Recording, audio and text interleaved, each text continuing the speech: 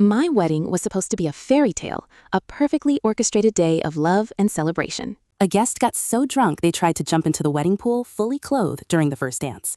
Instead, it became a cautionary tale about a groomsman and a pool. It all started with Mark. Mark is my husband's best friend, and while I like him well enough, he has a robust relationship with alcohol. We'd had discussions with my husband Dave beforehand about managing Mark's intake, especially at the wedding. Dave promised he'd keep an eye on him, and I, foolishly optimistic, believed him. The venue was beautiful, a historic estate with sprawling gardens and a charmingly old-fashioned pool that was more decorative than functional. We had decided it would be a lovely backdrop for photos, but not an actual swimming pool that night. The ceremony went off without a hitch. It was beautiful, emotional, and exactly what we dreamed of. The reception began, and everyone was having a fantastic time. The food was delicious, the music was great, and the toasts were heartwarming.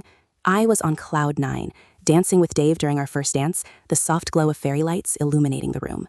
We were lost in our own world, a bubble of pure happiness. And then, the bubble burst. Suddenly, there was a commotion near the back of the room, a loud, slurred exclamation followed by a shove. I squinted through the dim light, my heart sinking as I recognized Mark. He was swaying precariously, his tie askew, and he was making a beeline for the double doors that led to the patio and, more importantly, the pool. Dave, bless his heart, was already trying to intercept him, but Mark, fueled by liquid courage and clearly a terrible impulse, was faster. Before anyone could properly react, Mark stumbled out onto the patio, let out a whoop that echoed through the night, and then, with a surprisingly athletic, though entirely misguided, leap, launched himself towards the pool.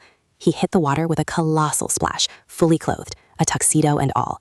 The music faltered, the guests gasped, and Dave and I just froze, staring in horrified disbelief.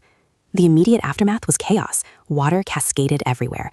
Mark surfaced, sputtering and laughing, somehow completely unfazed, while several groomsmen rushed to pull him out. My mother, a woman who prides herself on her composure, let out a shriek that I'd never heard before. Dave, after a moment of stunned silence, was apoplectic. He stormed outside, his face a mask of fury and embarrassment. Dave managed to get Mark out of the pool, where he was promptly surrounded by concerned and some amused guests. He was dripping, his hair plastered to his forehead, and he still had that idiotic grin on his face. He kept muttering something about wanting to cool off and make a splash.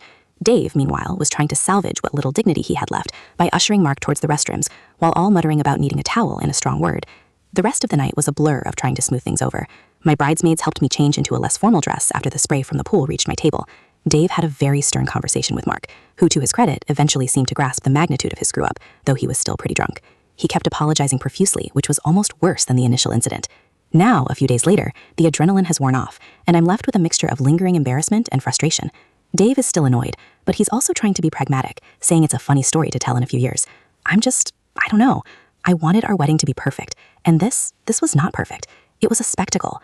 I can't shake the image of Mark, tuxedo and all, soaring through the air towards a pool during our first dance. Am I ITA?